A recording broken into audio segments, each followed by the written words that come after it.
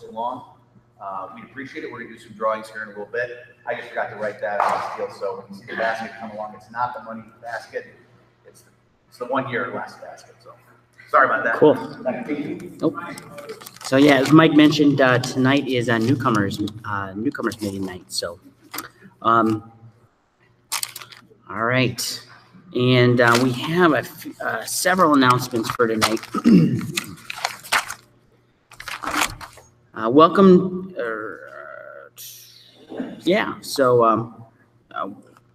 So welcome to everyone here to the Treasure Map group of Alcoholics Anonymous newcomers welcome meeting. We're glad you're here with us tonight. Let's have everyone with 1 year or less of continuous sobriety, please stand and be welcomed.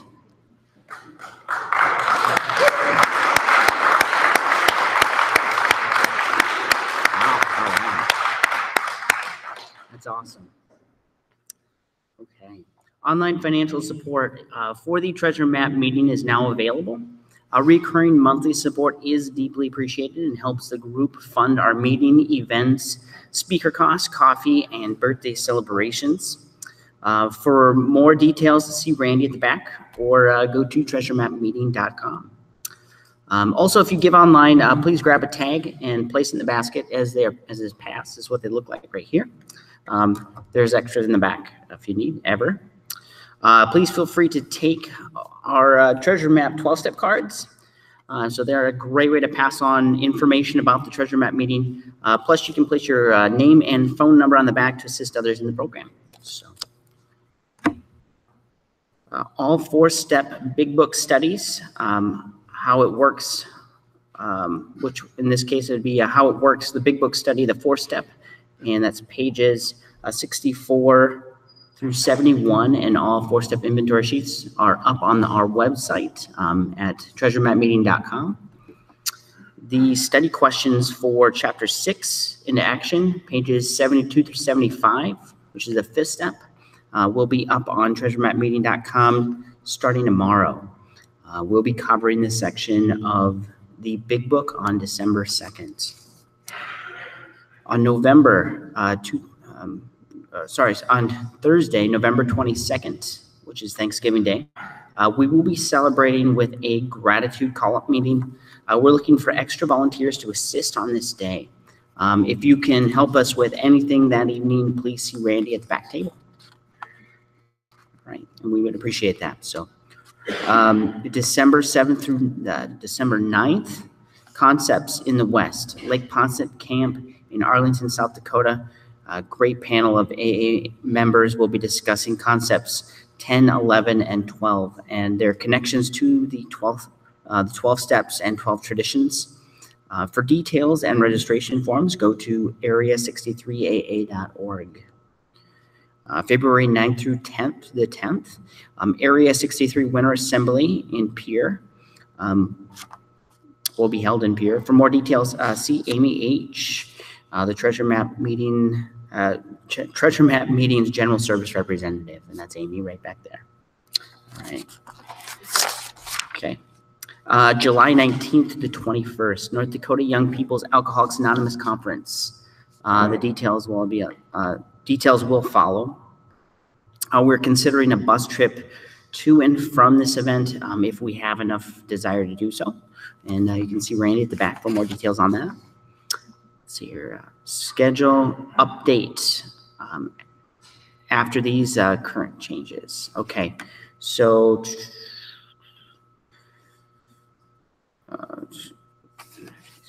District 5, Corrections and Treatment Committee, looking for folks to run meetings at the Minnehaha County Jail, Work Release Center, and the South Dakota State Penitentiary. Background check is required, a minimum of 3 months of continuous sobriety as well. You can contact Matt at mcexpert.com. Okay.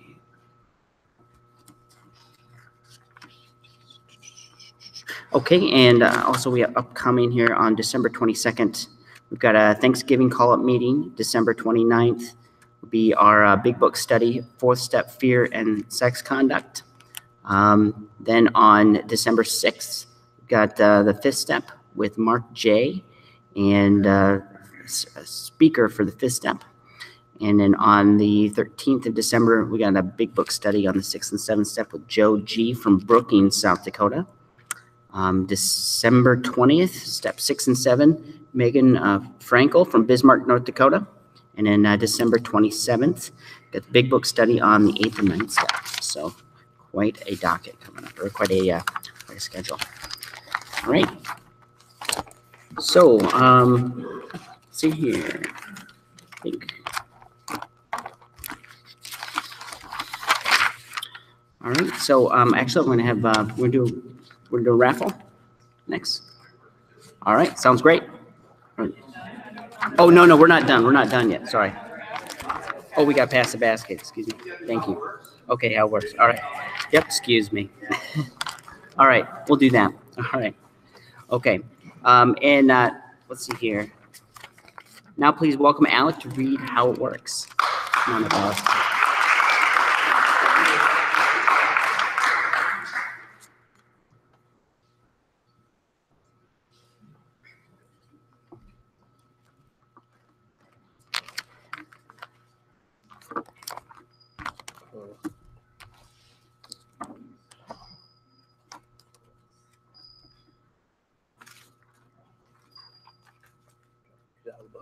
There you go.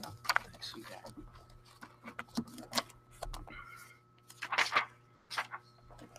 My name's Alec. I'm an alcoholic.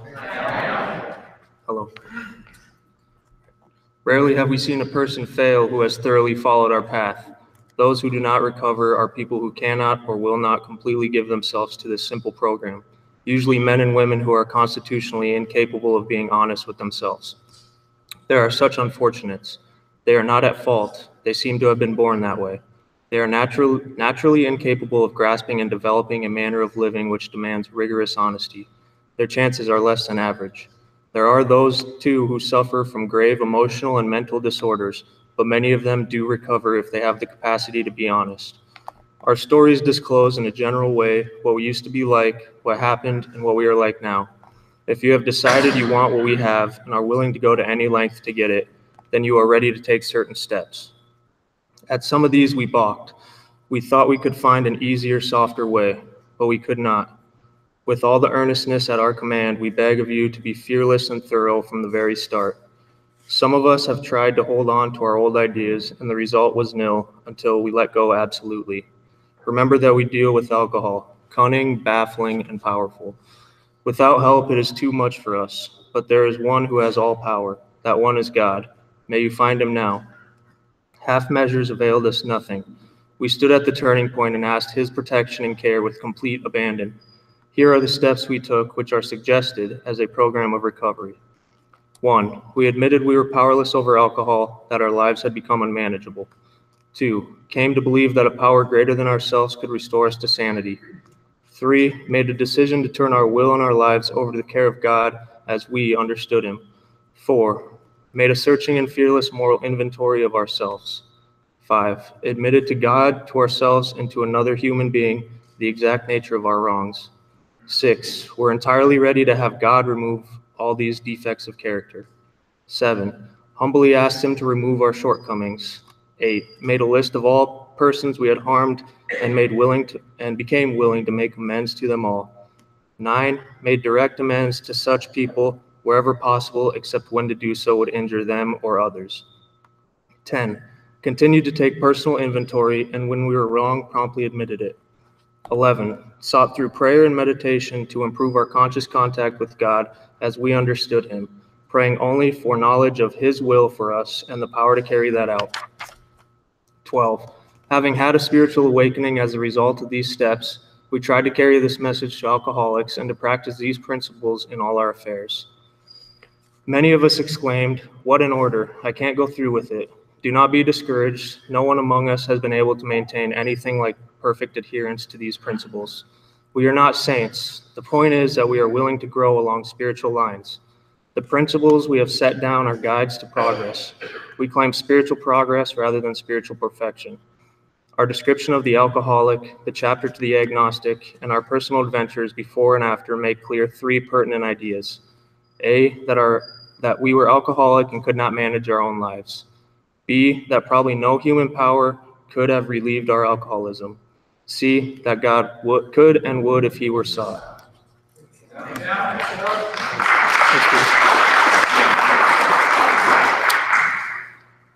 All right, and now please welcome Rosie to read our 12 traditions, as we pass baskets. Thank you, everyone, in advance for your generosity and support. Tradition 7 states every AA group ought to be fully self-supporting, declining outside contributions.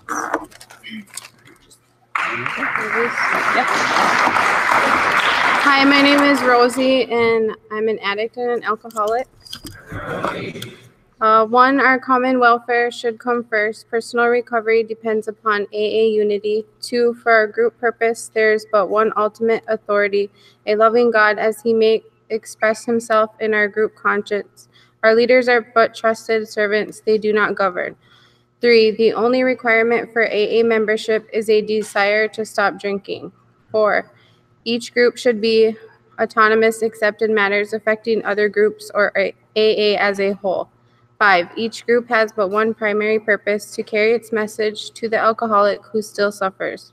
6, an AA group never endorse, finance, or lend the AA name to any related facility or outside enterprise, lest problems of money, property, and prestige divert us from our primary purpose. 7, every AA group ought to be fully self-supporting, declining outside contributions. 8, Alcoholics Anonymous should remain forever non-professional, but our service centers may employ special workers. 9, AA as such ought never be organized, but we may create service boards or committees directly responsible for those they serve. 10, Alcoholics Anonymous has no opinion on outside issues, hence the AA name ought never be drawn into public controversy. 11, our public relations policy is based on attraction rather than promotion.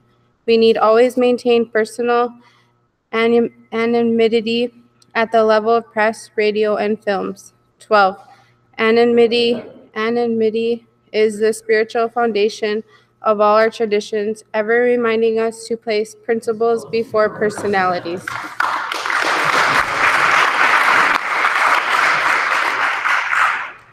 Thank you, Rosie.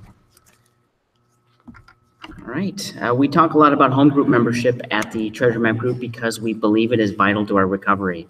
What does that mean to be a home group member? Here's a brief excerpt from the AA General Service Conference approved pamphlet on the AA group. Traditionally, most AA members through the years have found it important to belong to one group that they call their home group. This is the group where they accept service responsibilities and try to sustain friendships. And although all AA members are usually welcome at all groups and feel at home at any of these meetings, the concept of the home group has still remained the strongest bond between the AA member and the fellowship. With membership comes the right to vote on issues that might affect the group and might also affect AA as a whole, a process that forms a very cornerstone of AA service structure. As with all group conscience matters, each AA member has one vote, and this ideally is voiced through the home group. Over the years, the very essence of AA strength has remained with our home group, which for many members becomes our extended family. Once isolated by their drinking, we find within the home group a solid, continuing support system, friends, and very often a sponsor. We also learn firsthand through the group's workings how to place principles before personalities in the interest of carrying the AA message. Talking about her own group, a member says, part of my commitment is to show up at my home group meetings, greet newcomers at the door, and be available to them, not only for them, but for me. My fellow group members are the people who know me, listen to me, and steer me straight when I'm off in left field. They give me their experience, strength, and AA love, enabling me to pass it on to the alcoholic who still suffers. If you're interested in making the Treasure Map Group your home group, you can see Randy at the back table at the break or after the meeting. Okay. All right. Now I think we're gonna do a raffle here. Might come up and.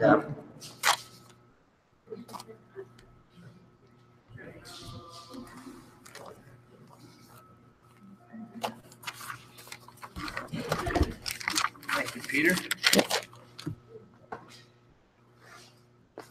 Well, hey, we got we got a number of names here, so I'll pick the first one, and then whoever name comes out, that person can pick the next one. Fair enough? So first, before we begin, I want to thank a couple people on this raffle. The first one is a group of people called Gopher State Library. They're out of Minneapolis-St. Paul area, and they go around the Midwest and in Canada, and they tape a bunch of speakers.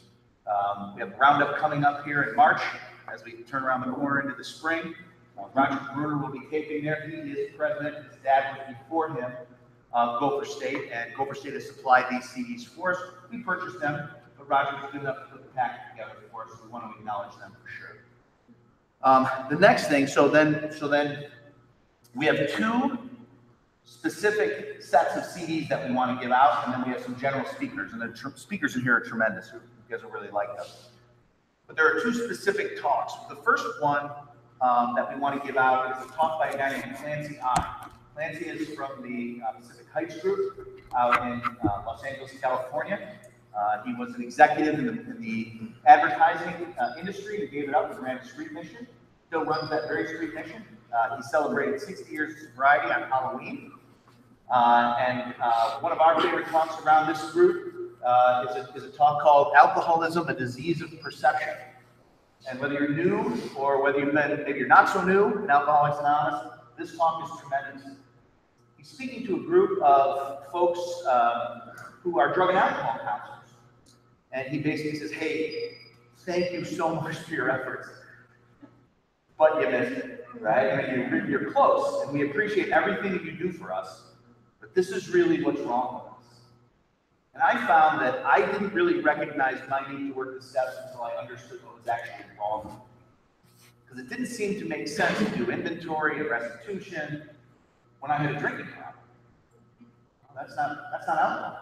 This is a really good description of what alcoholism is. And it was a key talk in my life to help me get working on the steps.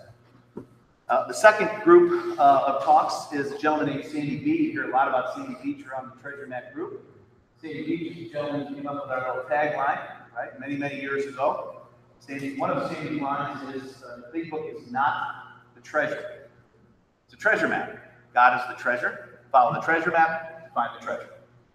So this is a great talk by Sandy Beach, and this is called Drop the Rock. And there's a book that spawned off of this talk. It's a very famous talk in Alcoholics Anonymous. So if you're one of the lucky ones to grab this talk, you'll really appreciate it, I'm sure. We'd love your feedback. And again, new or not so new, tremendous talk. So then we also have some cards for the new people as well. And on one side is the 3rd step prayer, and on the other side is the 7th step prayer. So you keep those on your wall, bring them with you wherever you go, and if you ever have a bad moment. Not that any of us ever have bad moments. But for a friend, really, when you think about it, for a friend. Pull it out, give it to that friend, give that friend to yourself. Just read one of his prayers on this side. And then, of course, our little treasure map cards. Fair enough? Okay, awesome. So we'll go with the Clancy CDs first. And the first one is Kenzie I with 7 months. All right.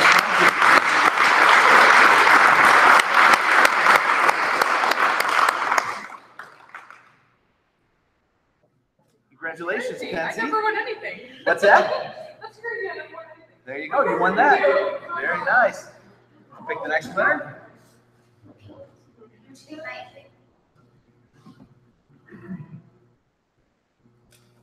I got Brian. No, that's Michael Donnelly. No, I'm Is it Brian Davis in 6 days? It is.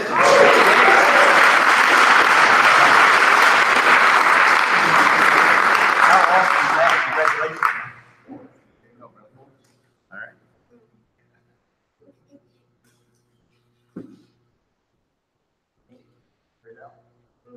8. All right.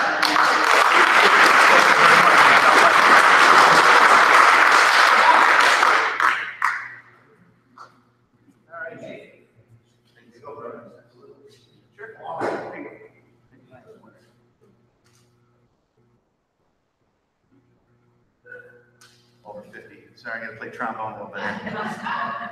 Jesse with 3 weeks. Is that right, Jesse? All right, Jesse.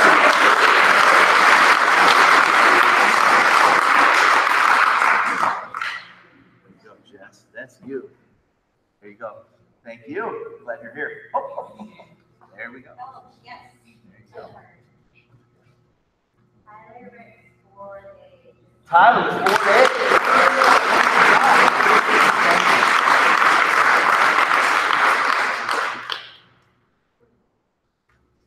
Welcome, Tyler. Thank you. Glad you're here for 4 days. How about this guy?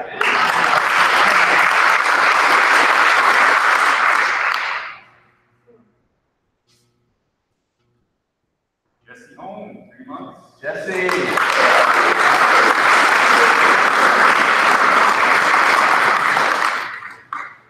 Congratulations, Jess. Thanks. Yeah.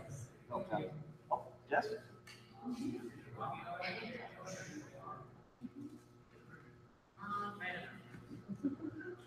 Chad T, 28 days. Jesse.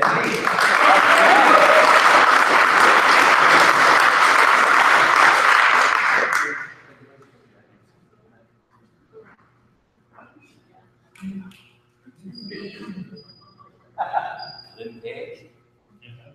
Lynn K. All right, Lynn. Happy Friday. That's great, man. Thank you. Congratulations. Oh, that's a quick one, Lynn. There you go. Mike Midden, 4 months. Mikey. All right.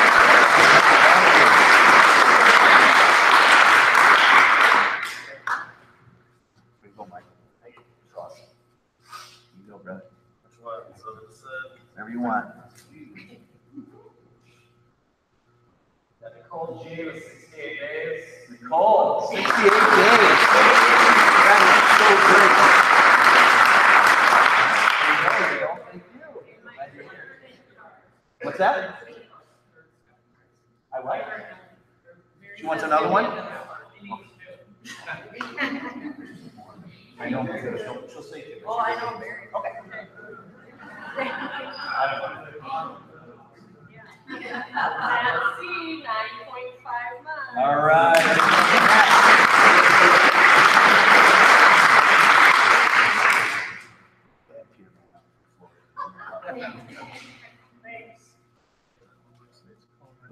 Jake M, 27 days. Jake,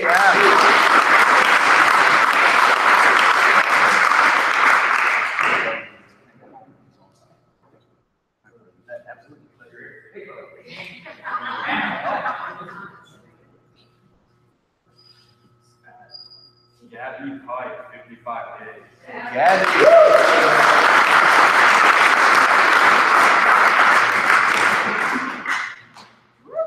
All right, Gabby, congratulations. Yes. Timmy T is a good man.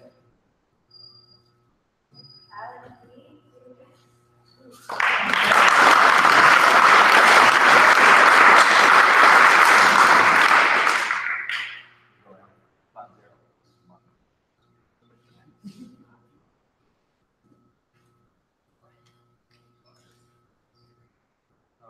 Jackie Logan, 12 days. 12 days.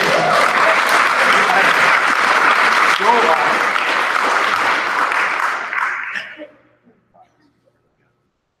yeah, betcha. Congratulations.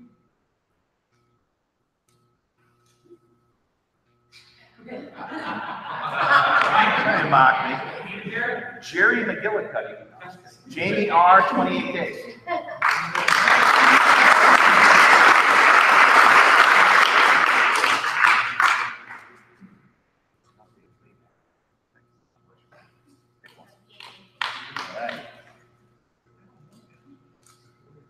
Todd A, 90 days. Todd A. All right, Todd.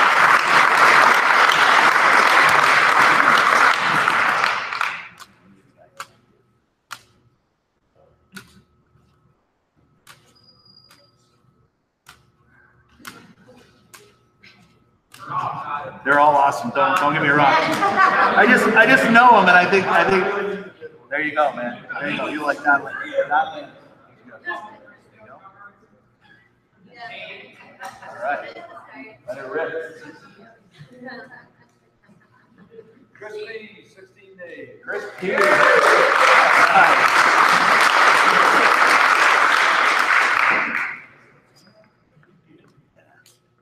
My buddy, she'll like him. He's good.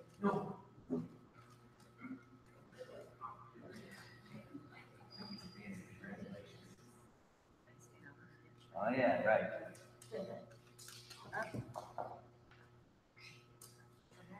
see, Matt W. 50 days.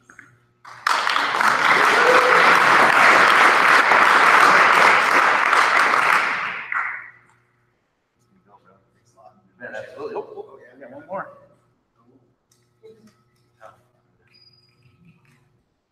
Alberto. Alberto, all right, man.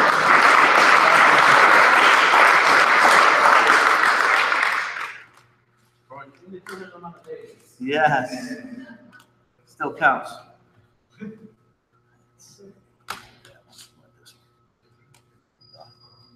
Absolutely, brother. God bless you.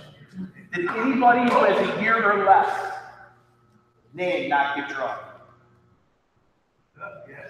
Okay, and did you put a tag in? And are you Rosie? All right.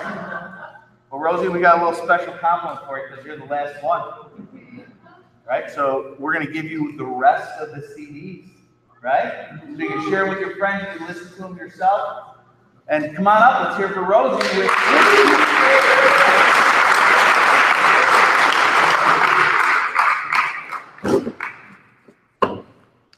15 days. He's like, I'm not so sure I want this. Thank you so much. Thank you so much. That was great. So, I'll make the announcement now, Pete, and we'll take a break. We good? Jeff Van Lanningham, who is our speaker tonight. If you see the weather forecast come out of Fargo, a lot of rain and ice. 29 is in bad shape.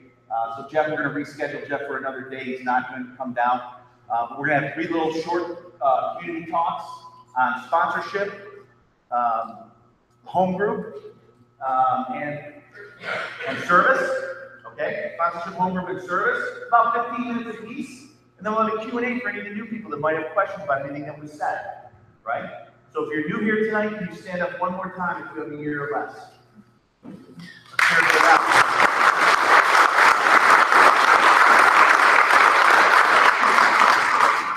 Our primary goal here is that you guys know that you're welcome. Okay? If we can help you or serve you in any way, please let us know. We'll take, what do you want, Pete? 10-minute break? Take a 10-minute break. Bathrooms are over there. If you smoke, you can go right outside the store. There should be a little bucket to throw your butts in. Cigarette butts in. And plenty of food over there. Help yourself. It's all free tonight. Yes, ma'am.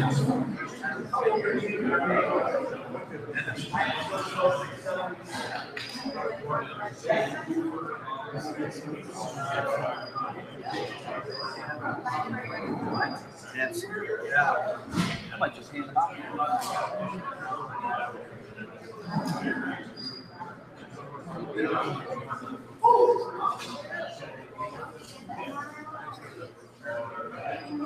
Look at you.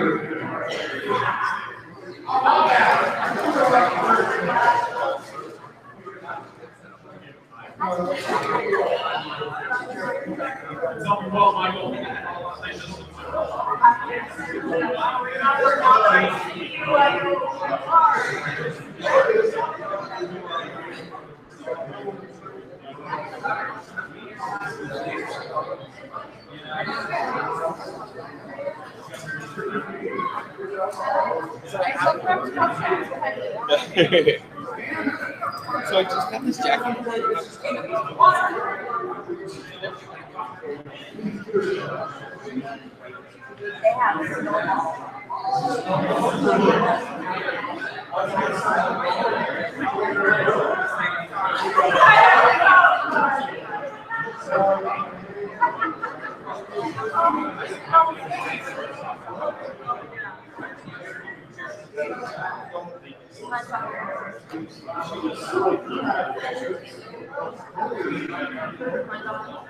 They have I got 2 questions.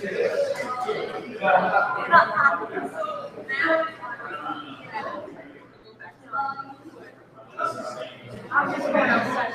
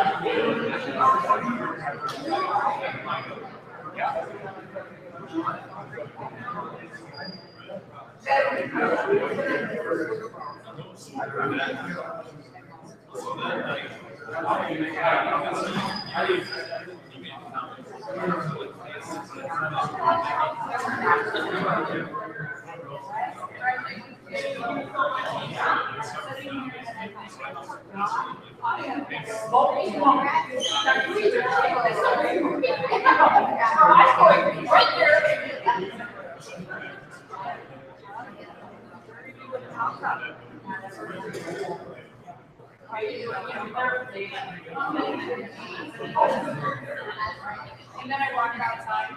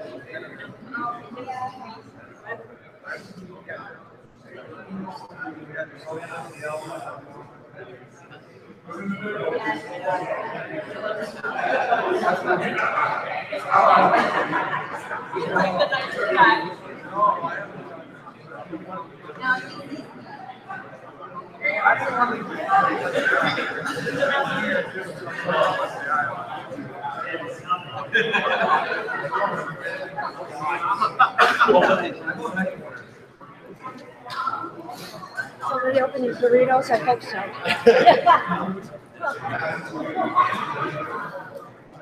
Sound like right.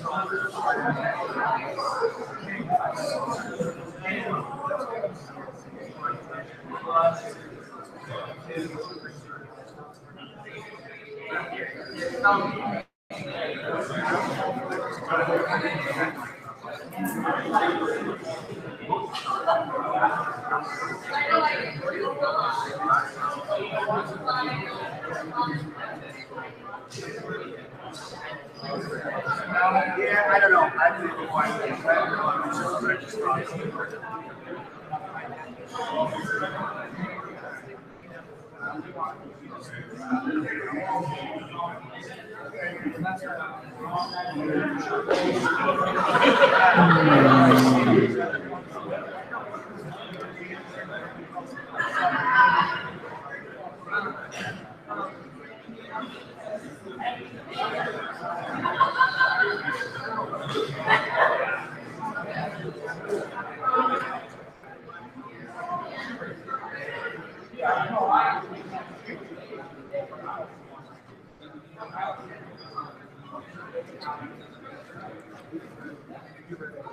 All right, if everybody could please start taking their seats, and we will get started here with with our first speaker.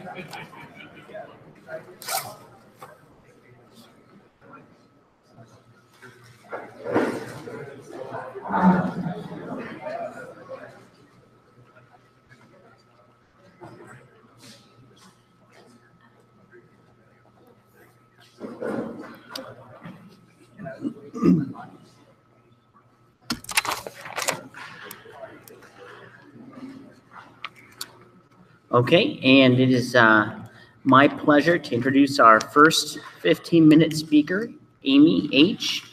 from Sioux Falls. So welcome, Amy.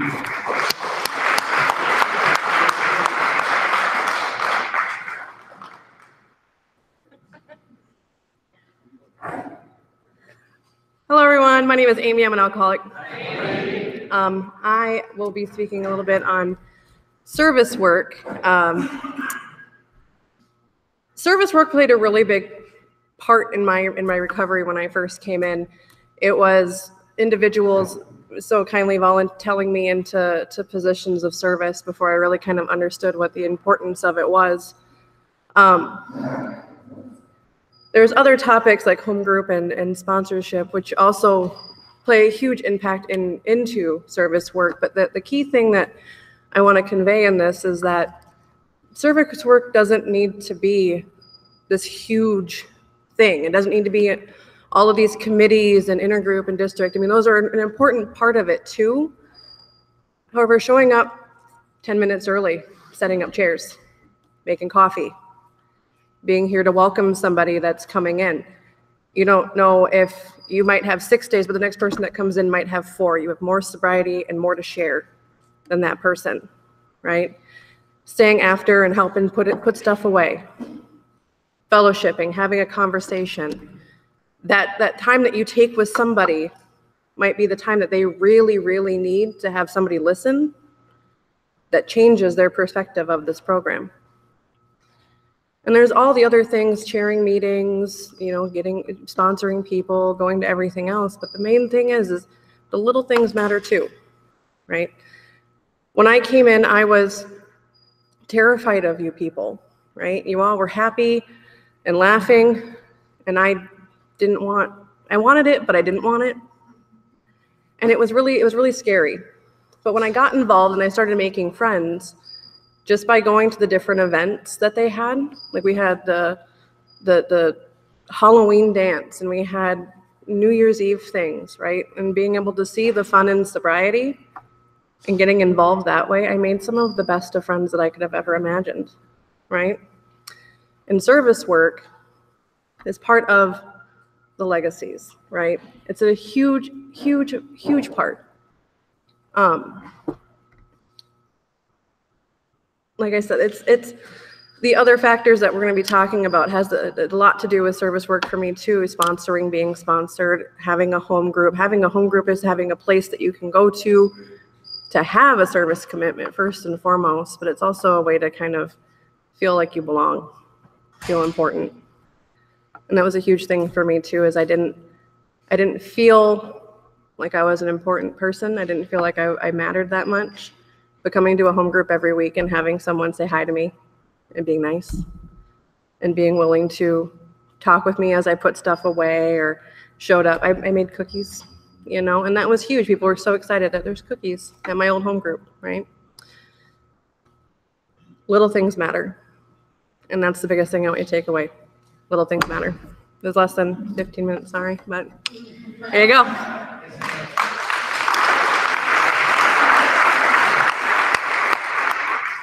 Thanks, Amy. All right, and then I'd like to introduce our next speaker, Scott from Sioux Falls. So welcome, Scott.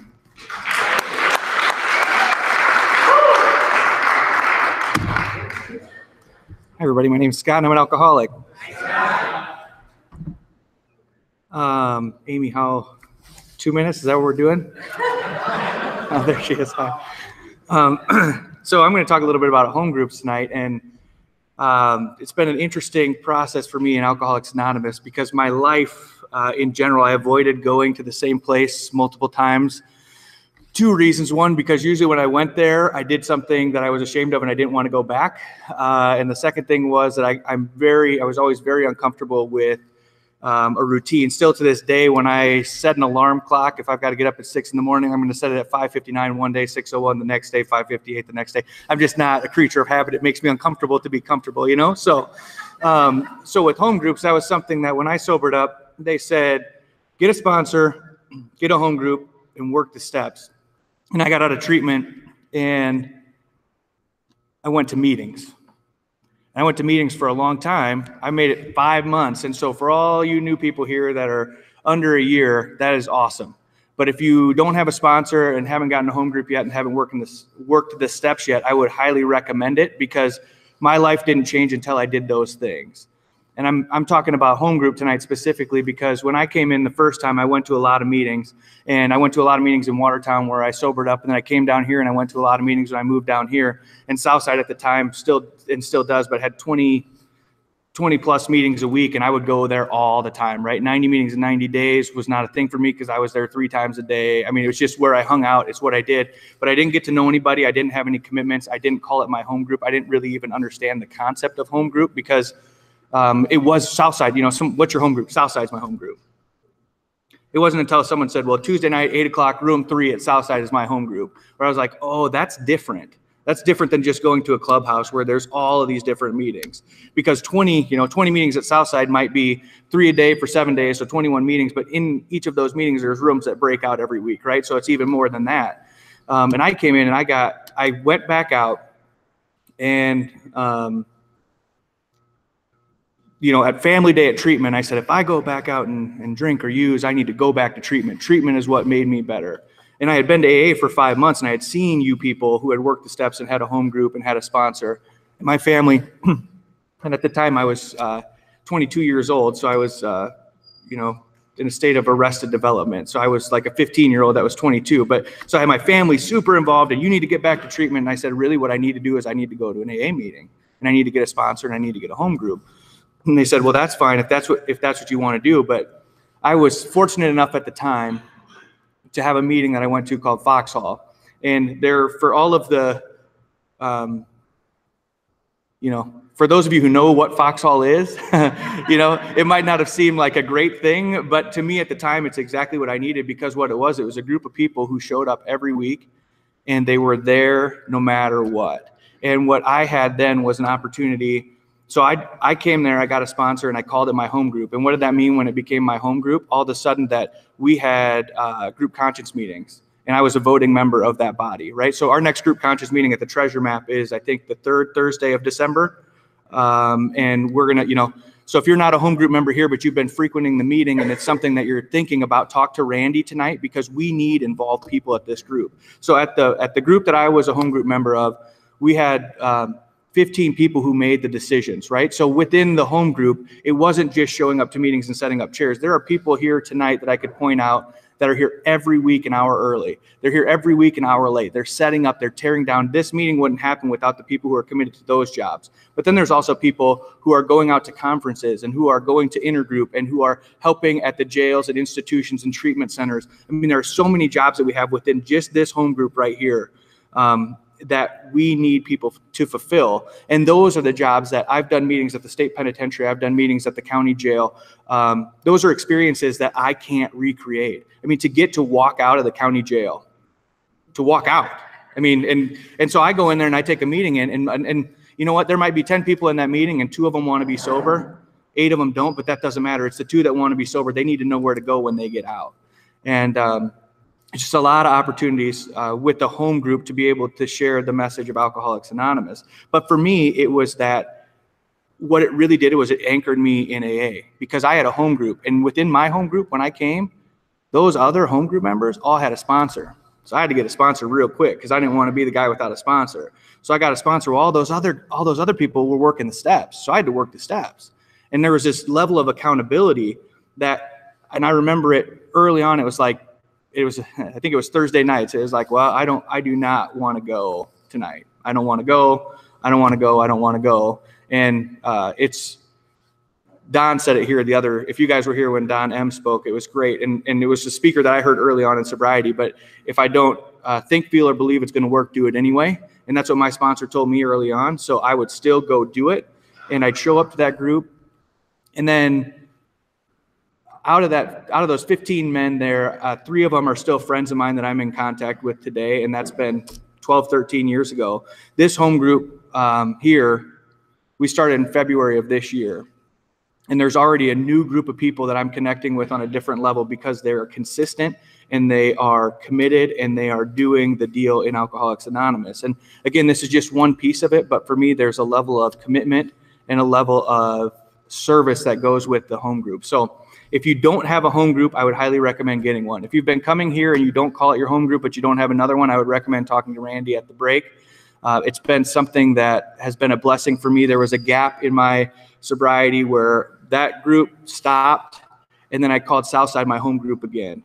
And then I started to call Tuesday night Southside my home group again. Then I started to call Tuesday night room 3, 8 p.m. Southside my home group again. And then we started this group. But I mean, things go better for me in my sobriety when I have accountability in a home group to have a job and a responsibility at, and other men and women who hold me accountable to those jobs. So I don't know how long I went, but Mike, looks like you got 25 minutes. So thanks, guys.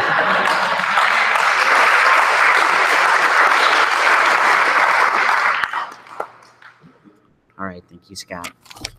Okay, and last but not least, our next speaker, Mike D. from Sioux Falls. So please please join me in welcoming Mike.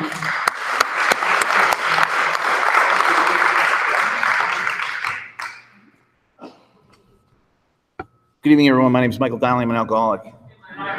And it's unfortunate that the 3 of us had to speak tonight, but it's wonderful to hear the words of those folks. And if Jeff and Calvin and our friends are listening in from North Dakota tonight, which they very well may be, welcome.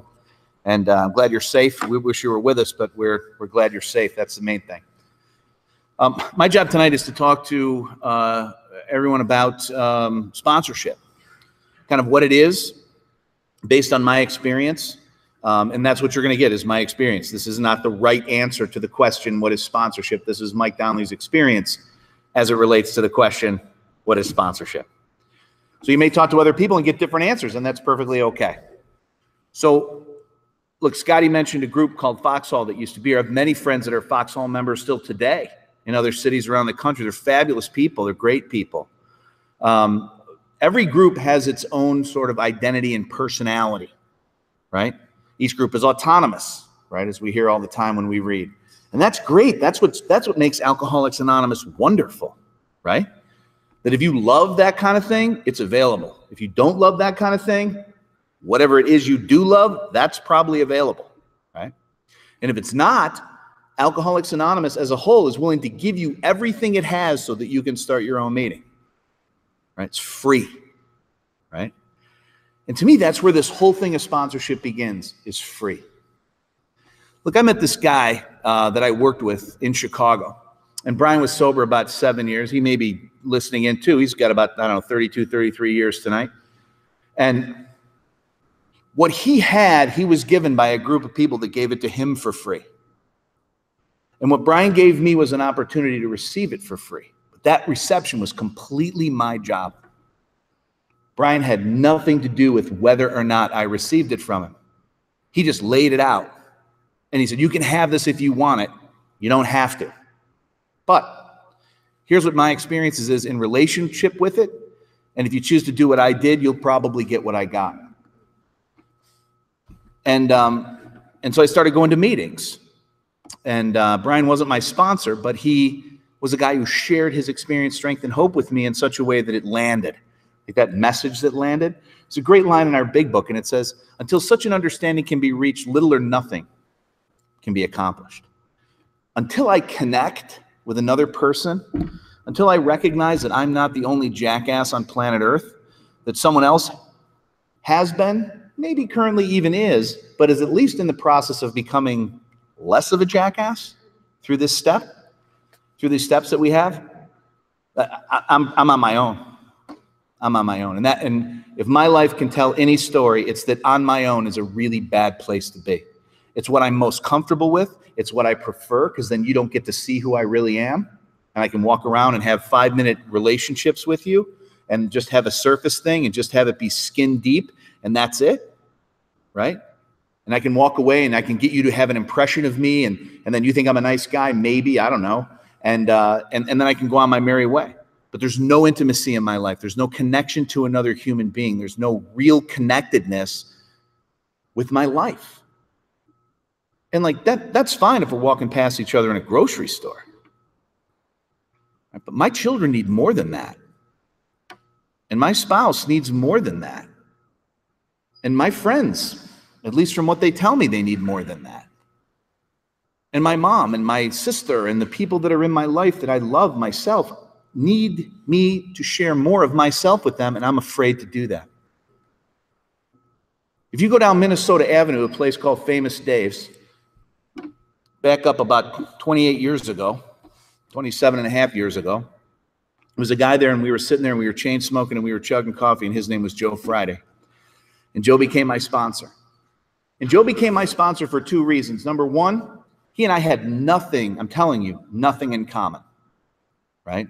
I was a guy from the south side of Chicago, living in South Dakota, didn't want to be here, had no plans of staying. I was pretty cool in those days, full head of hair and one chin, 24 years old, right? A lot has changed. We don't need to get into all of it tonight. But I thought I was pretty cool. And if you knew Joe, he was a contractor. He wore those like Western shirts with the snap buttons, right? You know, he had kind of a bit of a belly, and he'd lean over, some of those snaps would pop a little bit. He chewed tobacco at one point in his life, and so he kind of had some brown teeth. He had this white hair, this red face, and he kind of snarled when he laughed. And to me, Joe was the great translator. And I don't know how else to say it. I'd sit in a meeting, and some of you would talk about things like the sixth step, or the first step, or a tradition, or some concept of service, or even just a principle or a motto, or one of the things that we talk about, like live and let live, or whatever those things might be. And I'm telling you, it was like you were a Peanuts parent, right? Like I didn't understand anything that you were saying, right? And I'd come out and be like, Joe, I have no idea what they're talking about. And he'd say, well, what were they talking about? I said, well, I don't know. Somebody said something about you're supposed to let go. And another guy said you're supposed to hold on. Like, I didn't know if I was supposed to let go or hold on. I didn't know what I was supposed to do. Sorry, that's an early age joke, but it's a good one. And he would say, oh, they mean this. And as soon as he would say it, the guy would understand it. Or at least have a greater understanding of it. And when I would do that with other people, as well-intentioned and as well-meaning as those people were, honestly, it would like bounce off my forehead. But when Joe would say it, it would land. And here's what's odd. The more I got to know Joe, the more the folks that Joe hung out with, Cocaine Wayne and Dennis. I love Cocaine. Isn't that a great name for a guy in AA, Cocaine Wayne? And all these guys, right? Bill McKinnon and all these guys, right?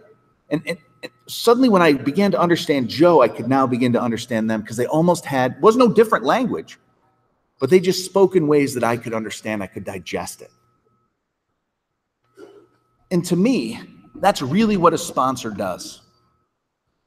He translates, or she translates, from the garbly-gook to something clear. Now, it may start out as simply going through the big book. And when Dr. Silkworth says we have an allergy, the new person or the older person who's being sponsored looks across the table and goes, can you explain that to me? And the sponsor goes, well, sure, here's the deal. They can explain it. Hey, I don't really get this lion mind thing. I don't understand this inability to differentiate the true from the false. Who are you to say that? I used to throw questions at like these massive, like, millennial olds, existential questions at Joe, right? Like, how do you know what truth is? And, all this stuff, right? And you go, we're going to the 7 o'clock meeting on Thursday. Like he just ignored it, He could just sort of chop through the fat, because it was all a distraction. Like whatever answer he gave me to some of those distracting questions I had, I'd have a follow-up that would try to distract him more, right? Because there's only two reasons that people ask questions. One is honest inquiry. They ask a question because they really want to know the answer. I asked questions for the second reason that people ask questions. And that was to avoid what I already knew. I was a mess. And I was afraid to show anybody that I was a mess. So if I asked questions, it might look like I was smart, and at least I could walk away with that. But the truth is, I guessed at my life from the time I was a little kid. I had no idea whether to go right or left. I just wound, all of a sudden I was in bed and the day had passed. And tomorrow was going to be exactly the same. And suddenly 24 years went by and I had accomplished nothing. And I didn't even know how to start. I had pretended a lot, but I had no idea what life was about. And what Joe did, and everyone has a different style with this. I know some people that are absolutely like right-wing, fundamentalist, big book, Nazi sponsors, and they're banging it off your head. And you know what? That works for some people. Not the Nazi thing. That's a metaphor, right? I don't really mean they're Nazis. And then there's other people that are like, hey, whatever, you know, whatever. I guess that might work for some. That would not work for me personally. But I'm somewhere in the middle, right? I believe this work has to be done. And in my opinion, and it's just one idiot's opinion in the middle of Alcoholics Anonymous, unless the steps are actually done, the best I can get is not drinking. But I will be really far from a contented life, from a life where I sense the purpose of God within it and that I'm trying to fulfill it, or I'm close to fulfilling it, or I'm closer, maybe is the best way to say that, closer to fulfilling it. I don't think God put me on the planet just to not drink. Like that's the height of this amazing God's hope for my life, right? Is a dry sponge. I don't know. And I've seen those under the sink when we do cleaning on Wednesday and Sunday and Saturday mornings. There's some ugly, they're ugly, right? They are ugly, right? I think he wants more from us from that. And I didn't know how to do more. I didn't know how to do anything but not drink and go to meetings. And Joe handed me stuff, and that's the other thing I think that's really a good sign about sponsorship is they're not afraid to let you reach out to other sources. Joe handed me Joe and Charlie Big Book studies. Joe said, you should go to this conference. These are really good speakers. Joe handed me the very first series he had was from 1984. It was the very first conference he had gone to. And there were 3 people on those tapes that spoke in 1984. And they were tremendous. Like I remember every single one of who those people were.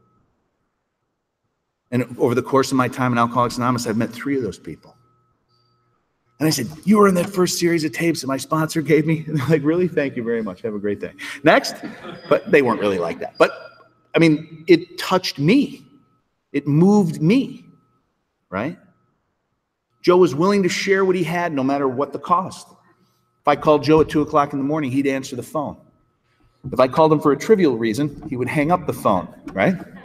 What's this? Oh, yeah. Well, the bills will be there tomorrow. Good night. You know. I mean, he had a way of delivering the message to me that seemingly no one else did. Now, I'm sure there were 1,000 people that could have done what Joe did. I'll bet you that. Because I sponsor a bunch of guys, and I got to tell you, I'm not special. There's probably 1,000 guys that could sponsor them better or at least as good as I do, but certainly better at least. I'm sure there are guys out there that can do that. It's not the point. See, I used to think I had to get the right sponsor. What I have to be is active with my sponsor. It's not really about them at a full, complete level. I'm either doing this independently or I'm not. Not is better than independently, right? All those pronouns on our steps and on our traditions are plural. We. I'm supposed to walk through this process with someone else, right? You know, and whether it's one of my guys calling me at night with a question, right? Whether it's meeting after a meeting someday during the weekend, right? Or some schedule in the morning or whatever it might be. Sponsorship has blessed my life beyond recognition. We had a ton of people here tonight. And if you're new here tonight, if you're a year or less here tonight, I don't know if it's 3 days, 4 days, if it's your first meeting, if it's however many times you've been back to AA and it just seemingly hasn't worked. Ask yourself some questions. Did I get a sponsor? And I don't know what mean, I don't even know what I mean by didn't work. It may not even mean that you drank again. It may mean that you leave a meeting and you feel lonely. It may mean that you put your head on your pillow and you're sort of disgusted with who you are. It may mean that for whatever reason you can't find solace or peace in your heart. I don't know. It doesn't even mean that you don't drink or that you did drink. You may not have drank. But if there's an ache in your gut, Alcoholics Anonymous has a solution for the ache in your gut. So I think there's some questions that we can ask ourselves about sponsorship to see if maybe that's a part or a component that's missing from our program that might be able to help us. And the first one is, am I truly, am I alone in AA? Truly, am I alone in AA? I think that's a good place to start. The second thing is, have I worked the steps? Not on the wall, but out of the book.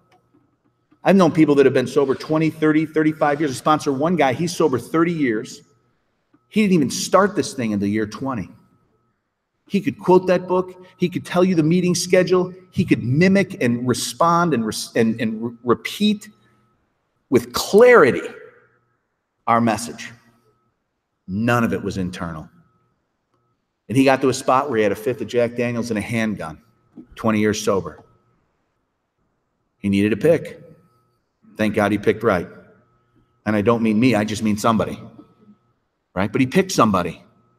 He was tired of pretending, of always having the clever thing to say in a meeting, and when he'd leave, be void of the depth of what this thing can give us. Am I alone? Have I worked the steps with someone? I think another good question to ask is, what do I kind of want? What do I kind of want? Like, that was a question that was posed to me early in recovery. What do you want from this thing? Because it'll give you whatever you want, right? Like, if you don't want much, it will give you almost nothing, right? And that might sound really humble to not want much. I got to tell you, I want more every year, and I don't really care who thinks, and I don't care what anybody thinks of that. I want more. And not so I can hoard it, because there's no joy in hoarding it. I've hoarded it. It doesn't work. I want more so my wife has more. I want to learn how to love better. I want more so my kids can have more, because I want to love them better. And if you saw my 3 grandkids, you would know why I want more, because they're perfect. They're perfect. Yeah. Grace, Hank, and Rosie. And so I want every single thing that God is willing to give me.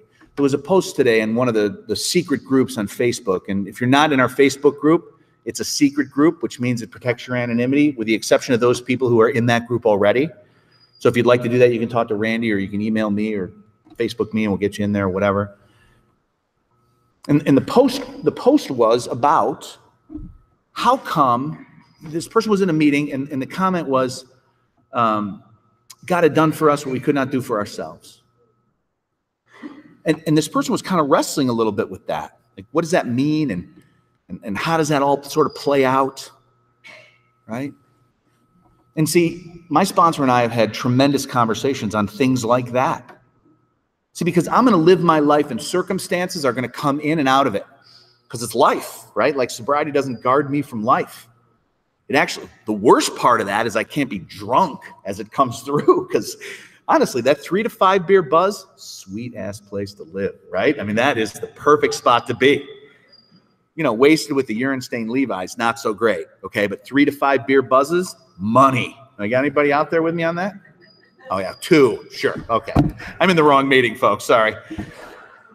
I love the 3 to 5 beer buzz. That's just that is the place to live. And I can't live there anymore, because I can't stop at that. I never could. You get me to 3 or 4, it's 10 or 12, period. There's no, we're not debating it, it's happening. And so these things are going to come in and out of my life. These circumstances, these situations are all going to come in and out of my life. And if I'm walking this road by myself, then I get to handle all that myself. I get to use my best ideas to handle all that myself. I get to utilize almost none of the program to help me handle all that. The odds are not with me of coming up with a good answer for any of that, if that's how I'm living my life. It's not going to work. Now, alongside that sponsor that I have, and I don't only have a sponsor, I am actually, ready for this, sponsored by my sponsor. That means he gets to tell me stuff to do and I just get to say yes, right? Not because it's dictatorial, but because it's submissive. I've asked him to guide me. If I ask him to guide me and then he gives me guidance and I ignore his guidance, and then I'm going to go to an AA meeting and talk about respect and spiritual principles, and it doesn't make any sense, does it? Right? So this is willful, right? The great thing about Alcoholics Anonymous is that if you don't like your sponsor, you can go, excuse me, sir, could you please drop dead? Thank you. I'm going to go to the other guy. And everyone's like, keep coming back. Like it doesn't matter. Doesn't matter.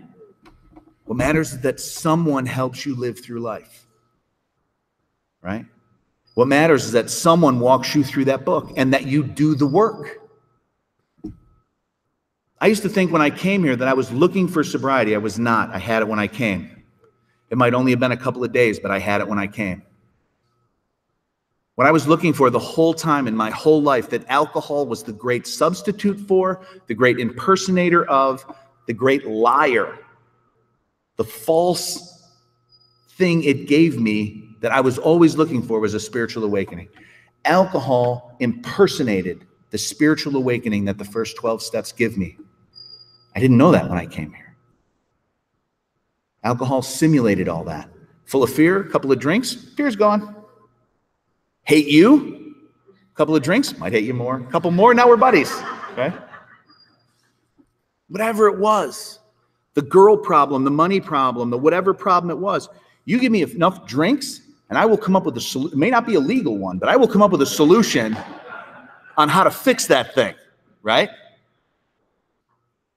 I got to tell you that my solutions to my problems caused me more problems than my problems ever cost me.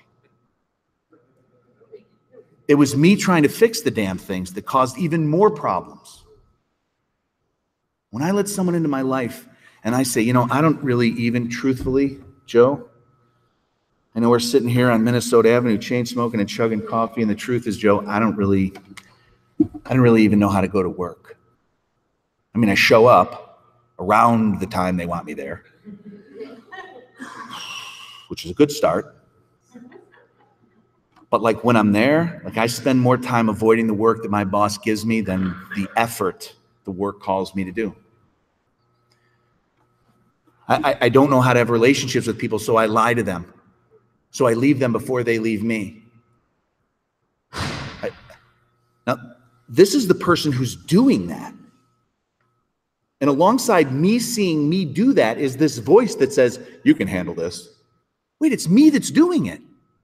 How am I, the creator of these problems, going to come up with the solution when I instituted and live out these problems regularly? Right? It's not like, oh, I've had this little problem. I lost my wallet today.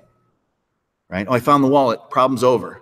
It's like, no, every day I go into work like that, around the time, do some of the work, right? Talk to no one, blame the competitor. Like, stupid. Stupid. I got to let light into the darkness. And the first place, at least in my life, that light came from into my darkness was through a sponsor in Alcoholics Anonymous. Because for some reason, he could see through that. And he wasn't mean about it. He could just see through it. He could make statements to me to cut through that. And then he'd offer me an opportunity to get out of it, do it a different way. He had the courage to let me fail. He didn't feel like my failures were somehow representative of his worth, that he should only sponsor good people who have their act together. That was not his thought at all. Because if that's the case, no one's ever going to sponsor anyone in Alcoholics Anonymous, right? In many ways, Joe helped me take step 2 by the way he treated me. Because Joe loved me in spite of me being an idiot. And I came to believe in a God who loves me in spite of me being an idiot still today. he sort of took that place where I could almost see how I should treat other people by the way Joe treated me. My sponsor today is very different than Joe, and we respond to each other very different than the way Joe and I did. And we have very different ideas about that. But I still trust that guy. And we have issues, we have problems, right? I mean, it's a human relationship. So sometimes he says things and I go, really? And then I do it anyway. Because that has worked for me. That has never failed me. Never. I have things going on in my life. Life is not perfect, right? I bought a business about 3 years ago, right? Made a commitment to some people. I felt like I honored my side of the commitment. I felt like they did not. Doesn't matter. I'm responsible for those outcomes, right? So I got to deal with all that. So what am I going to deal with? I'm going to do that with no input.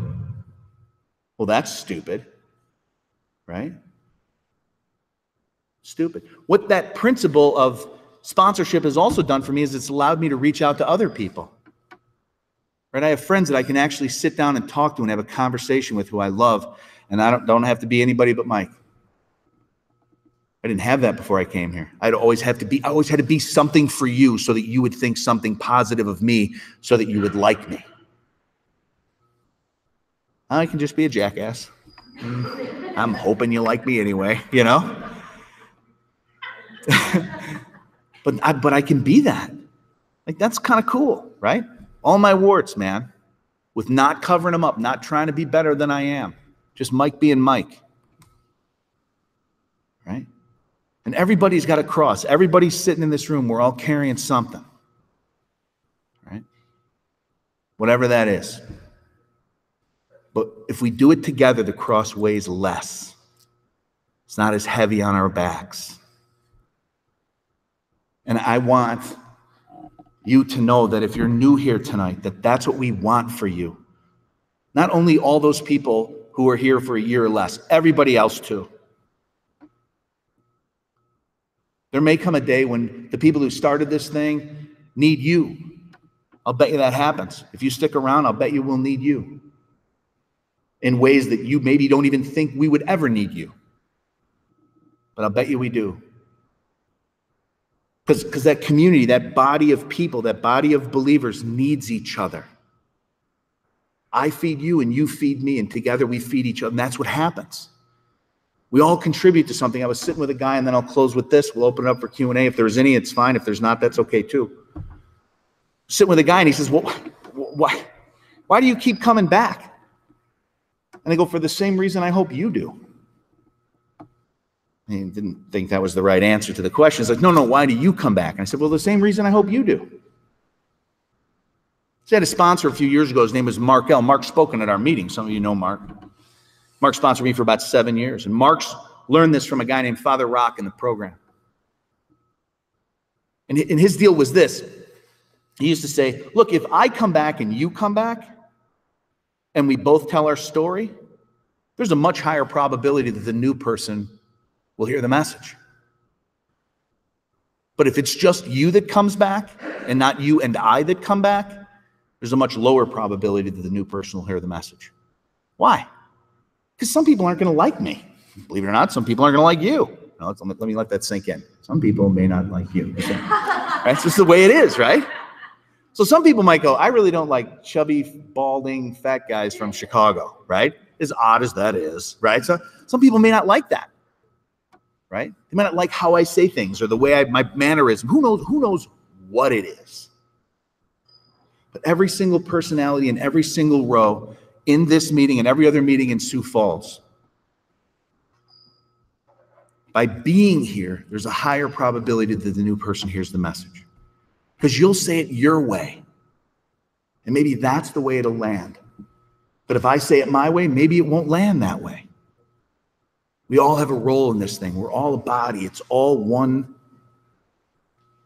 community with a single message, right? So sponsorship is the beginning of that. And it's something that we can grow into and grow alongside. But the three primary reasons that we have a sponsor: one, have somebody walk us through that big book and work the steps. Two, of beginning to grow in intimacy with another person honestly. And 3, to put us back in the middle of the road. Right? For every mile of road, there's 2 miles of ditch. Stay in the middle. A sponsor helps us in the middle, right? So I'm going to throw it open for questions for Q&A for either Amy, Scotty, or myself. If anything we talked about you want to have a question on, it's okay if you don't. It's all right. Yes, ma'am. Hi, Linda. In the 95 days I've been sober, I walked through the store today and I felt like I belonged because last week I wasn't here. And somebody asked me why I wasn't here. You know, people say things that, you know, when I'm not here for 1 week. And I think of this as my home group because I developed that relationship. You know. And I'm blessed today because you said a lot about sponsorship and what I needed to hear, not what I wanted to hear. You know? And that's the thing, because my sponsor I keep in contact 1 day at a time, and I'm honest today because of this need here. I really feel connected. I'm glad. You know, and I feel that unconditional love because not everybody is going to like me. But people love on me here. I'm glad. I'm glad. You're welcome. Thank you. Appreciate that. Danny. You got a couple of different offers since there's so many new people here. I remember when I first came in, how do you ask about it? So the question is, how do you ask someone to be your sponsor? That it can be tricky. Thank you for bringing this up because there's a lot of things that are insecure and we get kind of in our head and all that stuff. And if you want to take notes on this, because it is difficult. Ready? Will you sponsor me? And it's tough to, I'm going to say that again, will you sponsor me? It's just asking, right? It's just asking. Here's how Joe and I did it. I sat in his truck and I go, Joe, how do you, let's say you know somebody who like you maybe want to ask to be your sponsor. Like how would you, can you explain to me how, and I couldn't get a full sentence out. Right? So it can be tough. And I was there. And Joe just said, shh. Let's go to coffee. I'll tell you my story. You tell me yours. At the end of that, if we think we can work together, I'll sponsor you. Right? In subsequent times, it's just absolutely been that. Hey, will you sponsor me? Right? Any other thoughts or comments or questions or anything? Yes, ma'am. Oh, I think that's a terrific question. The question was, how long do you think a person should be sober before you ask them to be your sponsor, or that they're qualified to be a sponsor, that kind of thing? I think it is absolutely zero to do with time. Zero. What I think it has to do with is a person halfway, at least halfway through step 9. Have they made sexual amends to people they've scarred? Have they made financial amends? Right? Are they practicing 10-11 as best they can on a regular basis? And do they have some sort of commitment where they're trying to carry the message of Alcoholics Anonymous to other people? Whether they're sponsoring those people or not. Scotty mentioned the prison meetings, right? I have commitments at institutions, right, that I do twice a month. Look, it depends, I guess, on what you want, right? If you want sobriety and meeting attendance, then emulate someone who has that. If you have an ache in your gut that can't be satiated any longer with drugs and alcohol, and you believe that hole can only be filled by a loving God who wants to give his life for you, find that person. Does that make sense? Anybody else? Yes, sir. Hey, Matt. Would you mind elaborating on the allergy when I first heard it? I understand it now, but somebody put it to me when I first heard it, I thought it was crazy. Sure. So you're talking about the Silkworth conversation about the allergy to alcohol in the beginning of the book. Well, I will. And if I can maybe do that after the meeting, because I want to be respectful of everybody's time. If you want to hear that deal, we'll meet by the garbage can. How ironic. Right over by the garbage can there. And we'll lay that out. Fair enough, sir? Yeah, if we had more time, I would certainly do it. Are there any other burning questions on sponsorship? Anything? All right. So if you're new, welcome. If you're not so new, welcome. Please keep coming back. you are welcome here, right? We're going to try to continue to carry this message of Alcoholics Anonymous to new people and not so new people and all of us. Together we can do this thing if we work together. God bless you all. Let's close with the Lord's Prayer.